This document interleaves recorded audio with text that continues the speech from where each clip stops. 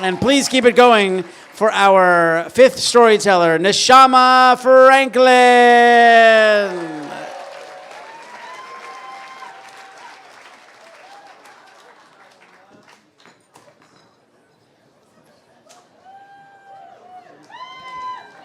Mine is so tame. Jane's was fabulous. So I became an editor on a magazine. I had never been an editor. I could never finish my papers in high school. I was a procrastinator. But I came in to be an administrator, and they said, no, you're an editor, I guess because I like words.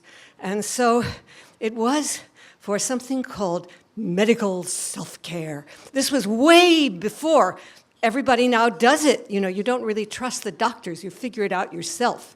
But this was started in West Marin by a guy who graduated from Yale, but he really didn't want to be a doctor. He wanted to be a writer. So he created this magazine. And there we were. And I kind of embraced it. It was very exciting. And I decided, I was surrounded, West Marin is lousy with doctors who want to be writers. And so I thought that I would get them together. We would have a summit meeting. You know, it would just be magnificent. And so how do you do this? Well, there's a dinner party. I mean, I hate dinner parties. I was a hippie, and my parents gave dinner parties. But I figure, you know, you get people together, and they eat, and they talk, and they meld, and something glorious could grow of it. So this was the time when we did elaborate food. You remember mastering the art of French cooking, that kind of stuff.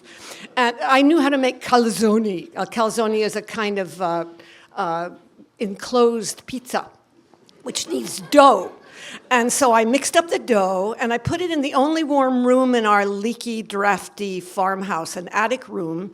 And then it had risen enough, and I went to get it to make my calzone, and the door had locked itself. This was a very quirky house. And I used tools, and the door would not come off. And then I remembered a fire escape. I mean, it's a wooden ladder, which would do no good if the house were on fire. But I climbed that ladder, I pushed open the window, I kind of slithered through it.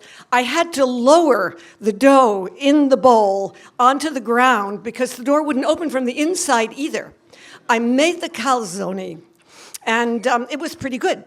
And so then we were to meet all these wonderful, enlightened physician writers, and I had brought a couple of them from our hometown with me.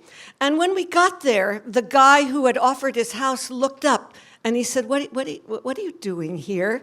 And I said, well, we're having a dinner party, and all these people, I really thought you'd like to. And he said, I kind of forgot. The house is flea-bombed. We can't even go inside.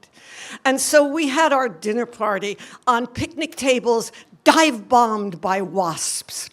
Now, you may want to know what it was like to get these fine, kind of blown minds together, because that's what they were like. You know, it was just peace and nobility and beautiful thoughts. They were men, and they were full of ego, and they really didn't like each other. So instead of the great flame of a movement about to happen, it was kind of sniping and snarling and eye-rolling. And then it was all over, and they all went away, and we put these physicians from our hometown into the car, and the coup de grace was, on the way home, my husband, the trickster, feeling particularly tricky, he just turned the lights off in the car for a little thrill on the road.